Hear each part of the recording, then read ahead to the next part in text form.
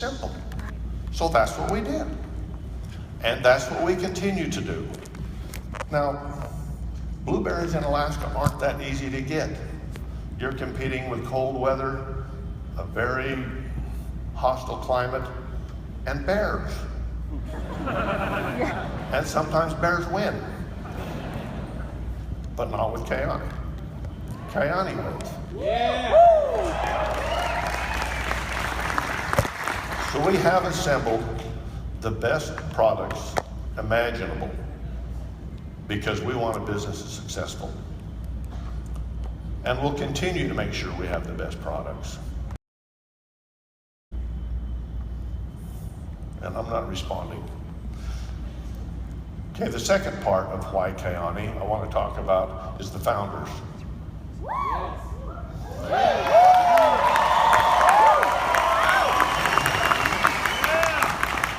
This is the part that makes me uneasy because it sounds like bragging, so I'll talk about the Hansons first. And then I'll talk about history. I have the best partners I could ever have.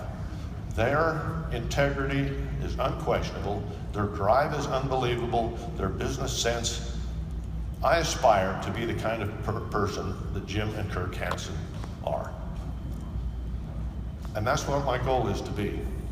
So, you have some pretty good founders. And let me tell you a little about the Hansons. They started with one little service station, you've heard this story, and they built an empire. And they did it by outworking, outthinking, and just being better at business than anyone else was. When I first met them, they weren't our supplier, but we bought a business right next to them and got acquainted with them.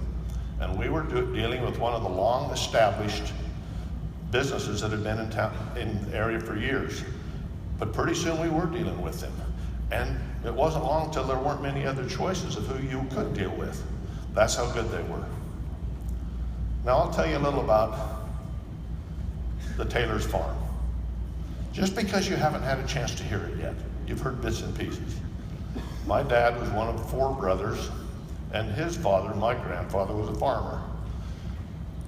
But he had 3 farms and 4 sons. My dad was the oldest, so when he got ready to go on his own, my grandfather said, I've got 3 farms and 4 sons, I'm not sure what to do. So my dad said, well, that's easy, I'll go get my own. So he rented 3 acres and bought 1 horse. That was the start of Taylor Farms.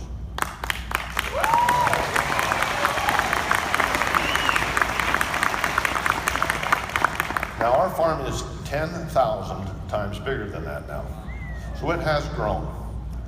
I'm not a land hog, I just believe it. All I want to do is buy what borders me. And it's worked out pretty good. But to put that in perspective, we can't even park our equipment in this convention center. And it's probably about 6 or 7 acres. So our farm was his farm was about this half of the building. Now, he was an innovator himself. He let Grandpa use his horse the rest of the year, and he used Grandpa's equipment for his horse. That's how we got started. And he grew. He did a great job. He was very progressive. The boys came into the business, and we kept growing. And then there came a time, and I'll put it in perspective a little about what my father was like. Nobody worked harder than we did. We were the crew, and if there were other people worked, we had better outwork them, and we had better never quit. And that's just what you did.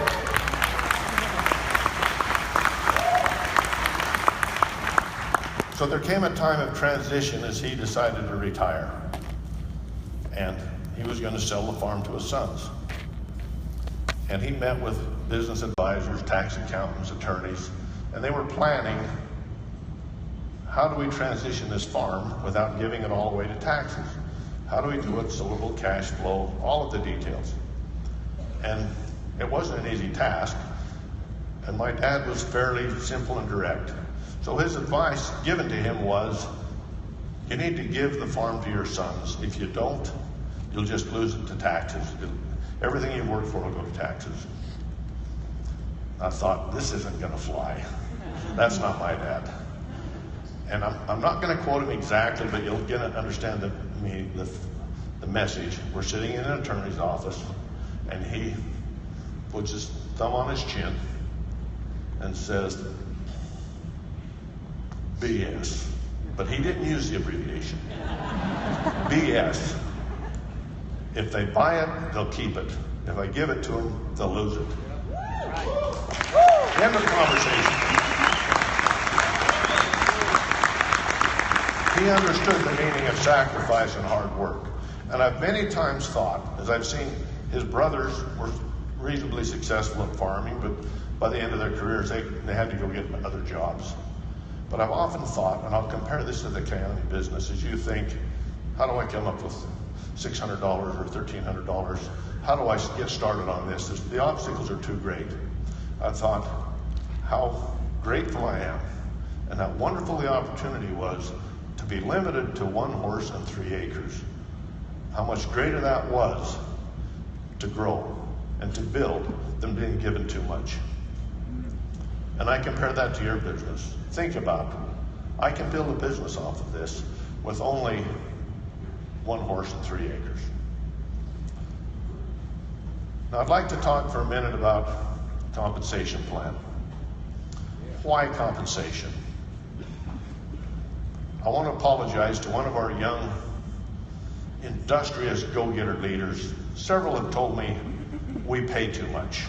I'm sorry. I'm sorry if we pay too much.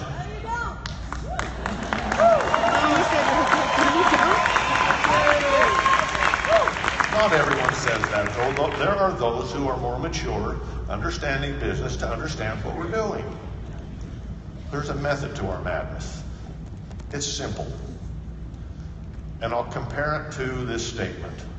I love pie. Anybody like pie? Berry, cherry, pumpkin. I love pie. And I measure pie by how much total pie I get. It isn't by how the percentage of the pie, it's by total volume. Does that make sense? How much total pie can I have? Not, I get 2/3 of that pie. It's how much total volume. That's our philosophy. So if you'll work hard, if you'll make money, so we can make money, and we have a little bit smaller slice of the pie, we're okay.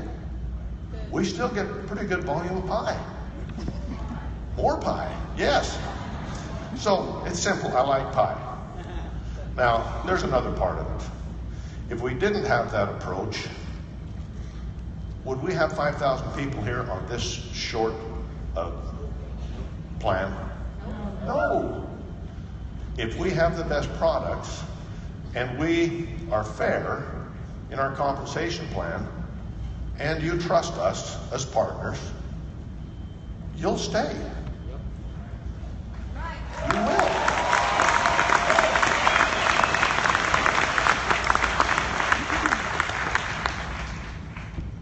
And I want to carry that a step further, because it's simple. It's as simple as a compensation plan.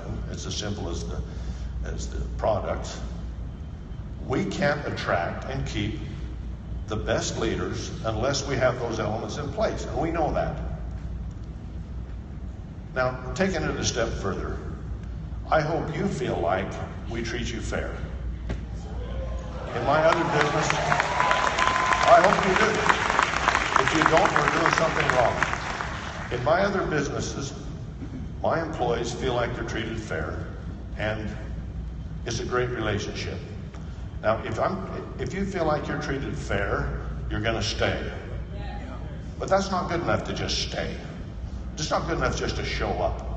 What if you feel like you're treated a little more than fair? Maybe you're getting a little bigger slice of the pie than your partner has to give you. Then what do? You excel. You perform. You explode. Are we doing that? Yes, we are.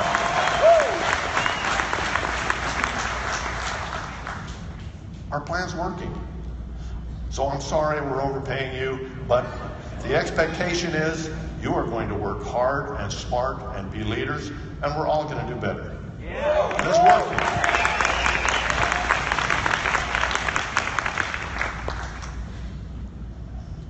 There's a lot of other whys in Keoni. I just want to touch briefly on a couple of them. Our vision. Why do we do the things that we do? Now, Kirk has stood up, and you understand Kirk's vision. He wants to dominate. 90% of the market for Team Fusion is great. You'll do it.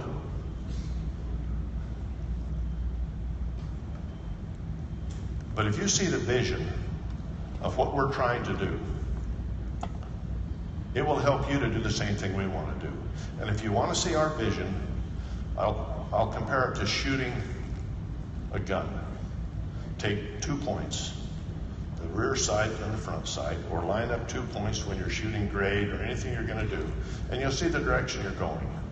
So look at the direction that the Taylors and Hansons have been.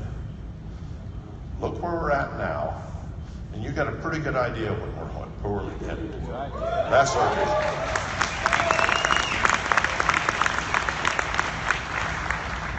Now I've got a video I'd like to call up, one of my favorite videos, so I'd like to just take a minute and show this video.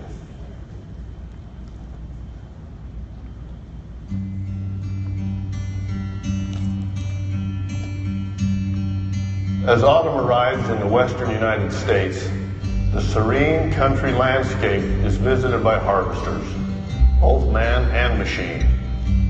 Local farmers take great pride in filling their cellars with world-renowned Idaho potatoes. A good potato harvest isn't just the result of 3 weeks of digging. It's not even the result of an entire season of careful watering and management. A good potato harvest is the result of many years of seed development, and it all starts with the nucleus seed. In the first year, it begins when a nucleus seed is grown in a protected, nurturing environment, shielded from insects and disease. It is a pure source, uncontaminated, and the essential beginning to the health of a future crop. In the second year, nucleus seeds are used to grow what we call Generation 1, or G1 seed. This is done at seed farms that are geographically isolated from other farming activities, usually in colder, higher elevations, to prevent contamination and disease. In the third year, we grow G2 seed. This is done in a separate isolated seed area many miles away. In the fourth year, G3 seed is grown. Following each of these harvests, the seed is carefully tested to ensure the plant is disease-free. In the fifth year, G4 seed is produced, which is what most farmers will finally use the following season to grow their potatoes. When a farmer inspects a healthy potato crop, he knows that its success actually began nearly 6 years ago with a pure, uncontaminated nucleus seed. The seed development process is very difficult and lengthy, but it is the best way to produce strong, healthy potato plants.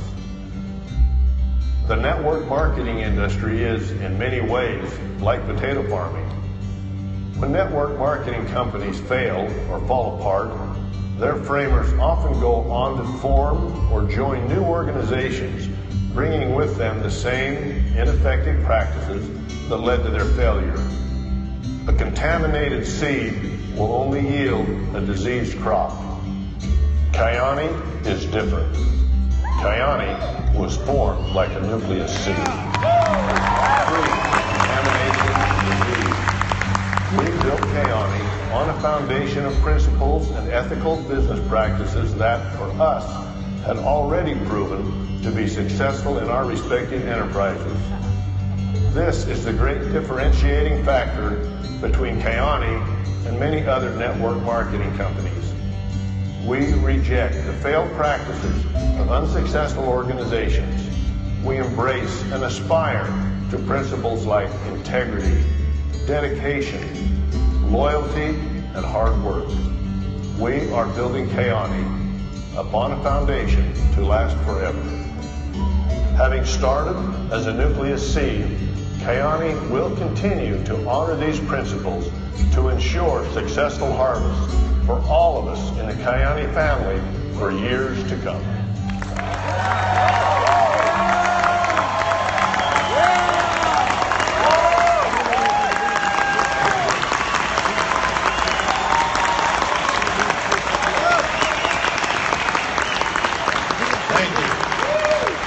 I really like that video. I really like that video. Please come to Idaho so you can see some of that stuff. Oh, I love big boy toys, and those are big boy toys. You know what I like about that video is it really identifies why Kyani and why it's different. There's other great companies out there. I know they are. And I know people that are involved with them, great people. But we were able to start this company, build this company, and run this company the way we felt was the right way to do it. What an opportunity that is to be able to do that. We're able to have partners that have the same vision that we do.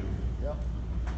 I'm going to quote my dad another time. That's something he taught me.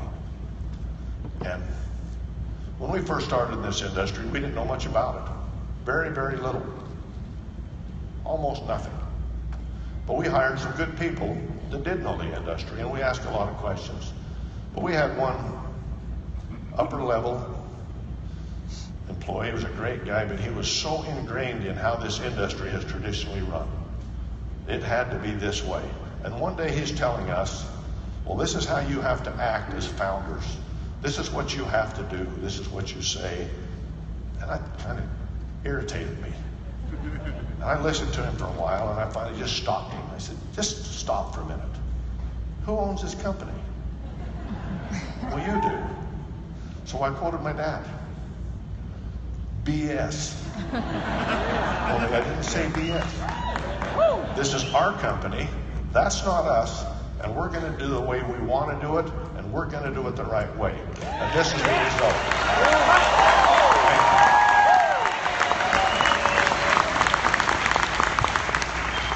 One thing I've noticed, that Team Fusion starts, stops, runs on time. So I'm going to get down to my last couple points, and they're a little emotional.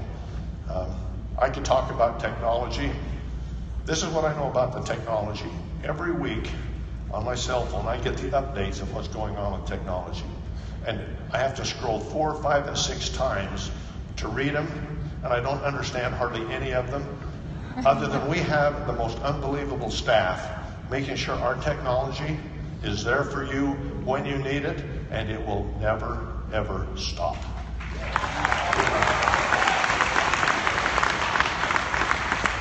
I can learn math, I can learn another language, but I could never stop learning what you have to know with technology, and we are on top of that.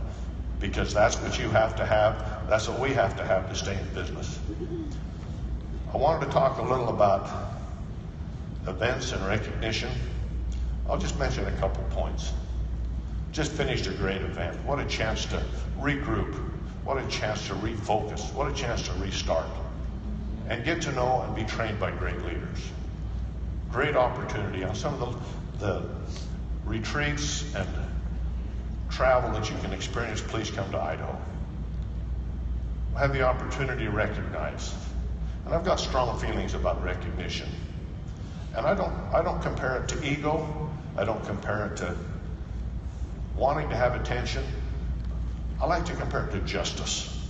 We all have a sense of justice, and it affects us in 2 ways. And it's different than ego. Justice means we get what we're entitled to. And it also means we or someone else does not get what they're not entitled to.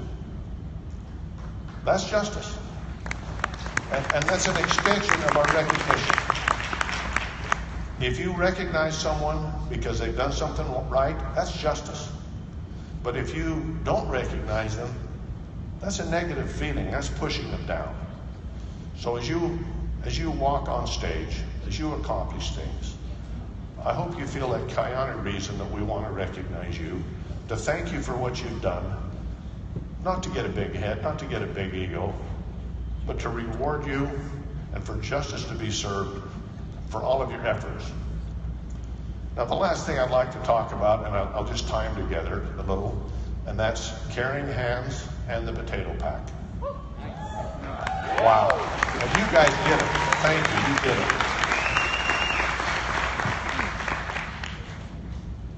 We have a great car program, and I could spend 30 minutes talking about the car program, but I'm going to talk about another car.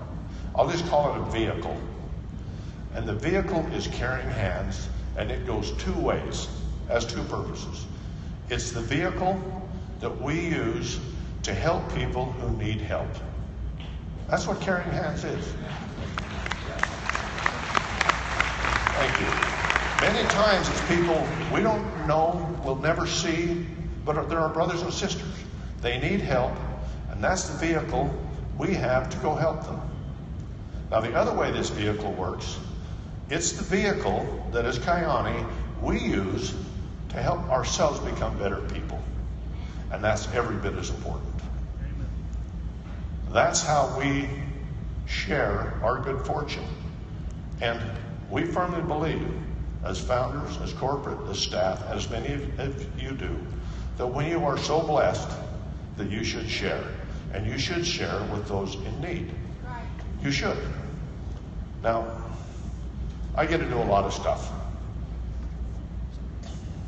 Run several big businesses, do a lot of travel, but I don't think I've ever had an experience any more touching or greater than going to Peru and working my fanny off, building an old school into a new school, playground equipment, seeing the smiles on kids' faces. I'll never forget that.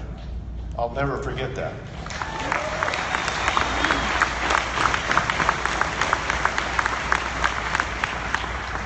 I hope that each of you someday can have that kind of experience, and I appreciate your financial contributions that help us make that happen. But what a wonderful experience to help balance what I'll call the heart of Kiani. We can make comparisons to our eyes, our feet, our nose, our hands, all the parts of our body that let us accomplish things. But in Kiani, my comparison is Caring Hands is the heart of Kiani. That's what really sets us apart and makes us worthwhile. The Potato Pack, they're separate. They're separate, but yet they are so closely tied together. Linda and I have felt so blessed. It was a dream we'd had for years. How do we share with people in need in other countries that you can't do anything, you can't ship it, you can't process it, you can't get it to the right places?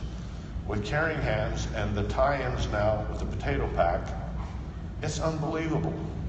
The places we've been able to go help people, lives that we've improved, it truly brings to my mind that people's lives we touch live better. And they live better in so many ways. So thank you for your participation in Caring Hands. Thank you as you buy the Potato Pack. It's not just that I want to see potatoes consumed. That's okay. I love it when you buy French fries. I love it when you buy all kinds of potatoes. Keep doing it. But thank you for your participation in seeing that same vision that the Kiani founders and Kiani staff, Kiani corporate have of how we show our appreciation for the blessings that we receive by helping others, and how important that is to our business and to our souls. And give yourself a round of applause. Thank you.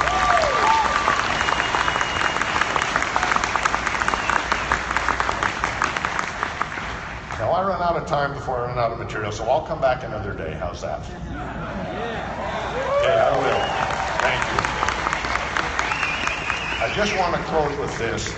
And it was emotional for me. I already had read it before, but when I saw the 10 rules of Team Fusion, I thought, that's the same things I believe in. That's the same things Kiani, Hansen, that touched me of what you believe and what you help remind each other what you believe. Thank you for that, because that's the same things I believe in.